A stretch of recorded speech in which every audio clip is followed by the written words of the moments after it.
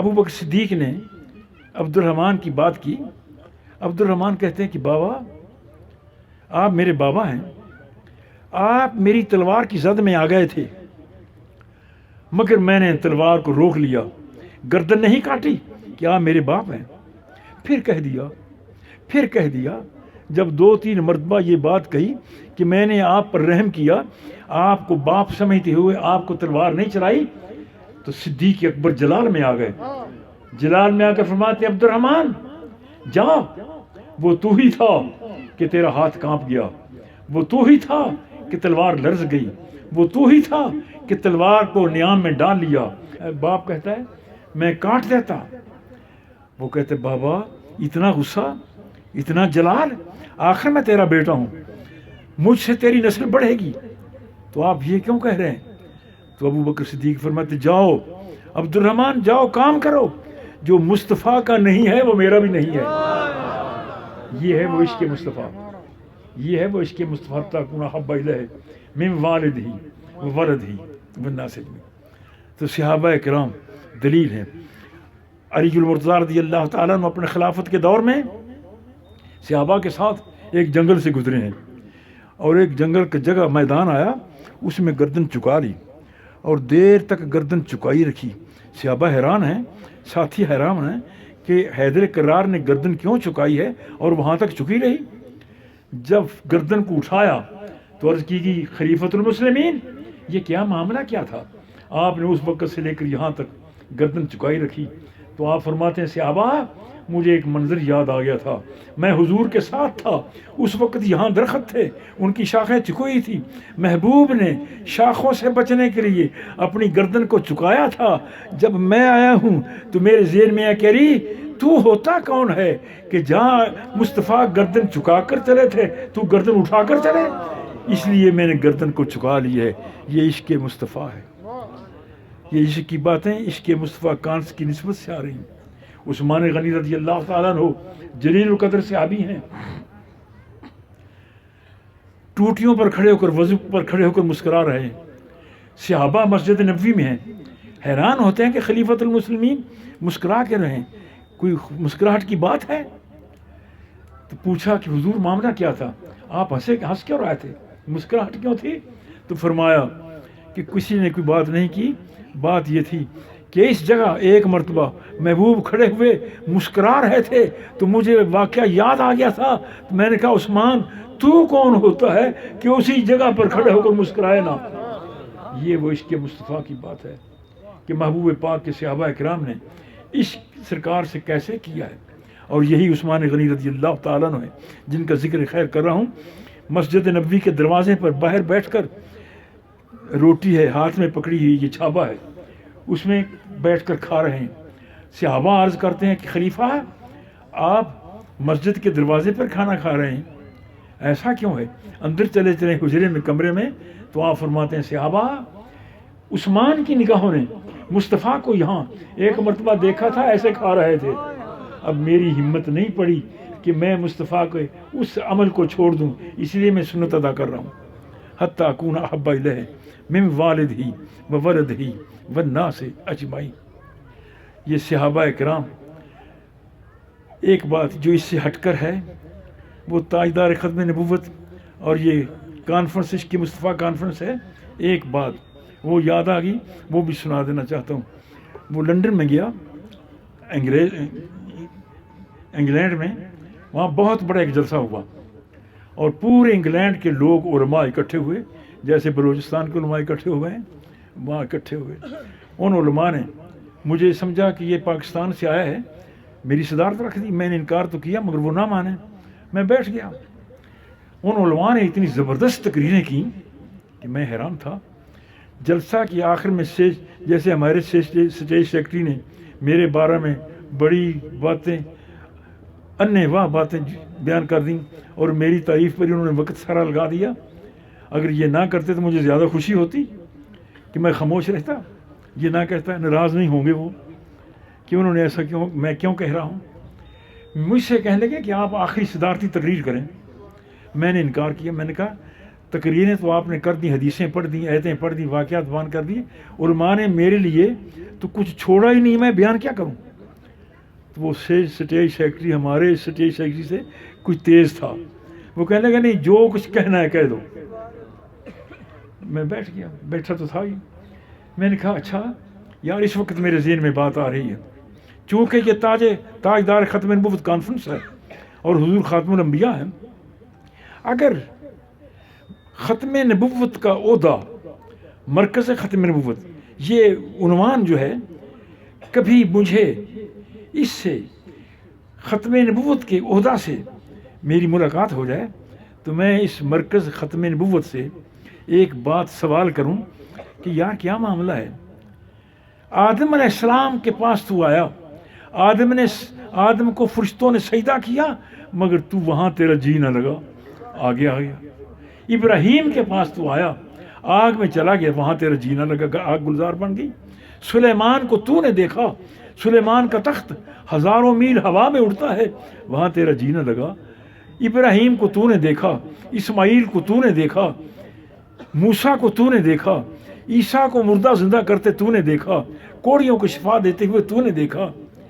میں پوچھتا ہوں، میرا سوال یہ ہے کہ تیرا جی وہاں کیوں نہیں لگا؟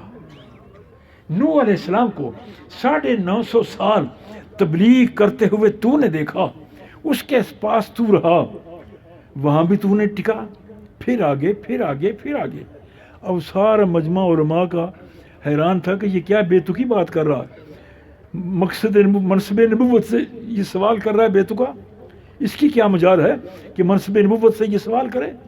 میں دیکھ رہا تھا کہ وہ مسکرا بھی رہے ہیں اور میں بھی یہ دیکھ رہا کہ میں یہ کملی سی بات کر رہا ہوں، مگر میں نے کہا علماء سے کہا کہ میری بات سن لیں پھر مجھ پر فتویٰ عائد کر دیں۔ میں نے منصب نبوت مجھ سے پوچھے گا کہ تو یہ جو سوال مجھ سے کر رہا ہے تو کچھ لکھا پڑھا نہیں ہے، تو عقل مند نہیں ہے، تو ایسا بیوقوف ہے کہ مجھ سے یہ سوال کرتا ہے؟ تجھے یہ پتہ نہیں کہ جب تک محبوب نہ ملے اس وقت تک سیر کی جاتی ہے؟ جب تک ایسا مکان نہ ملے جس میں محبوب ہو اس میں نہیں رہا جاتا۔ وہ مکان کروڑوں اربوں خربوں کا کیوں نہ ہو، جب اس میں محبوب نہیں تو رہ کر کیا کرنا ہے وہاں؟ ہاں، جس مکان میں محبوب مل جائے وہ جھگی کیوں نہ ہو وہاں جی لگ جاتا ہے۔ منظور تو پاگل ہے، تجھے پتہ نہیں کہ آمنہ کا لال جھگی میں رہتا ہے مگر ہے تو میرا محبوب، اس لیے یہاں میرا جی لگا ہے۔ اب قیامت تک میں اس جھگی سے نہیں جاؤں گا، ہمیشہ یہیں رہوں گا۔ تو نبوت کا مقصد ہے، منصب نبوت آمنہ کے لال کے گھر میں ٹھہرا ہے اور قیامت تک ہے۔ قیامت آئے 10 لاکھ سال کو اب کوئی دوسرا نبی نہیں آ سکتا۔ من والدہ و ولدہ والناس اجمعین۔ ایک اور بات چھوٹی سی، یار یہ کیا پیار ہے آپ کا کہ مجھے درد بھی ہو رہا ہے، گردے کی درد ہے، کمر کی درد ہے، مگر جی چاہتا ہے کہ آپ کو سناتا ہوں، مگر اب نماز کا وقت ہے۔ حضرت سرکار کے وصال کے بعد بلال رضی اللہ تعالی عنہ مدینہ چھوڑ کر عشق کی بات حلب چلے جاتے ہیں۔ یہ مصر کا شہر ہے حلب۔ وہاں لوگوں نے بڑی تعظیم کی کہ یہ رسول اللہ کا عاشق آ گیا ہے، مکان دیے، خدمت کی ہے۔ کچھ دنوں کے بعد، کچھ عرصے کے بعد، امام زرقانی اس واقعہ کو نقل کرتے ہیں، کچھ عرصے کے بعد حلب کے اس مکان میں بلال کے پاس خود مصطفیٰ آ گئے، خواب میں جلوہ گر ہوئے اور فرماتے ہیں بلال مدینے نہیں آؤ گے؟ یا یہ فرمایا کہ بلال مدینے کب آؤ گے؟ اور ایسا نہیں ہے کہ کوئی حضور سے پیار کرتا ہے تو حضور اس سے پیار نہ کریں، بلکہ حضور پیار کریں تو اس کے اندر پیار پیدا ہوتا ہے۔ بلال بیدار ہوئے، سامان باندھا اور اپنے حجرے سے نکلے۔ حلب کے لوگوں نے، مصر کے لوگوں نے پوچھا بلال کہاں جا رہے ہو، کیوں ایسا ہے؟ تو بلال کہتے ہیں آیا ہے بلاوا مجھے دربار نبی سے، آیا ہے بلاوا، آیا ہے بلاوا مجھے دربار نبی سے۔ اب مجھے یہ محسوس ہو رہا ہے کہ اگر میں اس وقت ہوتا تو حضرت بلال کی یہ بات سنتا کہ وہ کہہ رہے ہیں کہ آیا ہے بلاوا، مجھے دربار نبی سے بلاوا آیا ہے، تو میں کہتا کہ حضور جناب بلال آپ کو بلاوا تو نہیں آیا، آپ کو لینے کے لیے تو وہ خود آئے تھے، اور آپ نے آ کر فرمایا مدینے کب آؤ گے؟ لوگوں کو پتہ چل گیا مدینے والوں کو کہ بلال آ رہے ہیں۔ مدینہ کی سرحد پر ابو بکر انتظار میں ہے، عمر انتظار میں ہے، عثمان انتظار میں ہے، علی انتظار میں ہے، صہیب انتظار میں ہے، سلمان انتظار میں ہے، جلیل القدر صحابہ انتظار میں ہے کہ رسول اللہ کا عاشق آ رہا ہے۔ اور بلال رضی اللہ تعالی انہوں نے جب مدینہ کی سرزمین کو دیکھا آہیں نکل گئیں۔ امام زرقانی کہتے ہیں کہ آپ بے ساختہ روئے کہ مدینہ منورہ کا شہر آ گیا ہے جس میں میں رہا ہوں، اور یہ محبوب کا شہر ہے۔ روتے ہوئے سرحد کے اندر داخل ہوئے اور ابو بکر سے پوچھتے ہیں کہ بھائی ابو بکر حضور کدھر گئے؟ حضور تو نہیں ہے۔ بلال کہتے ہیں عمر حضور کدھر گئے؟ حضور تو قبر میں جلوہ گر ہیں، آرام فرما رہے ہیں۔ مگر بلال بے خودی کے عالم میں، اپنی بے صبری کے عالم میں، بے خودی کے عالم میں، وجد کے عالم میں ہر صحابی سے پوچھتے کہ حضور کدھر گئے، حضور کدھر گئے۔ شاید ان کے ذہن میں ہو ابھی اس راہ سے گزرا ہے کوئی۔ میرے خیال میں اب یہ بات آ رہی ہے آپ کو سنانے کے لیے کہ بلال اس لیے روئے ابھی اس راہ سے گزرا ہے کوئی، محبوب ان راہوں پر چلے ہیں، مدینہ کی سرزمین میں چلے، ابھی اس راہ سے گزرا ہے کوئی۔ بتاتی ہے تجلی نقش پاکی تجلیاں بتا رہی ہیں کہ مصطفیٰ گزر کر گئے ہیں۔ قبر پر گئے، قبر انور پر سلام عرض کیا، شاید عرض کی ہوگی کہ آقا بلال آ گیا ہے، زیارت بھی کروا دیں، شاید۔ مگر رو رہے ہیں۔ لوگوں نے کہا کہ بلال نماز کا وقت ہو گیا یار، اذان تو سنا دو۔ تو فرماتے ہیں نہیں، میں نہیں سنا سکتا۔ اذان سنانے کا مزہ اس وقت تھا جب محبوب سامنے ہوتے تھے۔ انکار کر دیا، دوسرے نے کہا انکار کر دیا۔ کسی صحابی نے کہا کہ جاؤ اما فاطمہ الزہرا سے عرض کرو کہ وہ حسین کو بھیجیں، وہ حسن کو بھیجیں، اور وہ آ کر انہیں حکم دیں کہ بلال اذان سناؤ، پھر دیکھیں گے کیسے نہیں سناتا۔ جا کر اماں جی سے عرض کی گئی، حضرت علی سے عرض کی گئی، تو آپ نے فرمایا، والدہ نے کہ بیٹو جاؤ، بلال آئے ہیں اور مدینے کے لوگ ان سے اذان سننا چاہتے ہیں، اور وہ کہتے ہیں کہ نہیں، جاؤ کہہ دو کہ بلال ہم مصطفیٰ کے نواسے ہیں، آپ کو پتہ ہے، ہم آپ کو حکم دیتے ہیں کہ اذان سناؤ۔ جب بلال کو حسین پاک یہ کہتے ہیں کہ اذان سناؤ تو اذان سنا دی۔ امام زرقانی لکھتے ہیں لما قال اشہد ان لا الہ الا اللہ، جب اشہد ان لا الہ الا اللہ کہا فرتجت المدینہ کلھا، سارا مدینہ گونج گیا۔ اشہد ان لا الہ الا اللہ کہا تو سارا مدینہ گونج گیا۔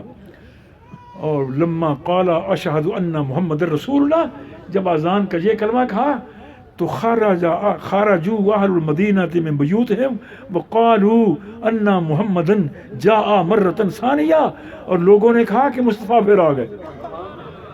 حالانکہ آئے تو نہیں تھے حضور، قبر میں جلوہ گر تھے، مگر ان صحابہ کو، مدینے والوں کو بلال کے ذوق سے، عنوان کے اذان کے انداز سے یہ پتہ چلا کہ اس طریقے سے اذان بلال اس وقت کہتے تھے جب مصطفیٰ سامنے ہوتے تھے۔ تو بلال رضی اللہ تعالیٰ عنہ کے وجد کا یہ عالم تھا، ذوق کا یہ عالم تھا۔ یہ عشق کی باتیں تھیں جو چند ایک ذہن میں آئیں اور آپ کو سنا دی ہیں۔ خدا ذوالجلال، بڑا کافی وقت ہو گیا، اب تو نماز بھی پڑھنی ہے۔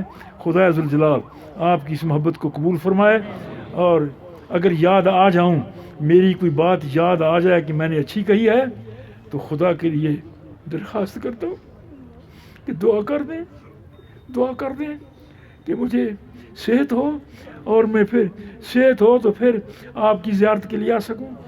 اور یہ تو اب آپ کا پیار تھا، جامعہ سے آپ کی محبت تھی، عزیز بیٹے صابر فریدی کا پیار تھا کہ جو مجھے آپ کے لیے کھینچ کر لے آیا۔ ربنا تقبل منا انک انت السمیع العلیم وتب علینا انک انت التواب الرحیم۔ اللہم صلی علی سیدنا محمد وعلی آل سیدنا محمد وبارک وسلم وصلی علیہ۔ رب ذوالجلال اس محفل شریف کا ثواب، نعت خوانی کا ثواب، کہے گئے کلمات کا ثواب، پڑھی گئی آیات و حدیث کا ثواب حضور پاک صلی اللہ علیہ وسلم کے دربار گوہربار میں پہنچا، انبیاء و مرسلین تک پہنچا، صحابہ کرام تک پہنچا، تابعین تک پہنچا، تبا تابعین تک پہنچا، اہل بیت اعظام تک پہنچا، چشتی قادری نقش بندی سہروردی صوفیہ تک پہنچا، ہمارے ماں باپ بہن بھائی رشتہ دار بیٹے بیٹیاں اجزا کربا جو دنیا سے چلے گئے ان کی روحوں تک پہنچا۔ اللہ اس محبت بھری محفل کا صدقہ ہمارے دکھوں کو سکھوں میں بدل دے۔ اللہ اس پیار کی محفل کا صدقہ ہمارے غموں کو خوشیوں میں بدل دے۔ اللہ اس محبت بھری محفل کا صدقہ ہماری پریشانیوں کو سکون میں بدل دے۔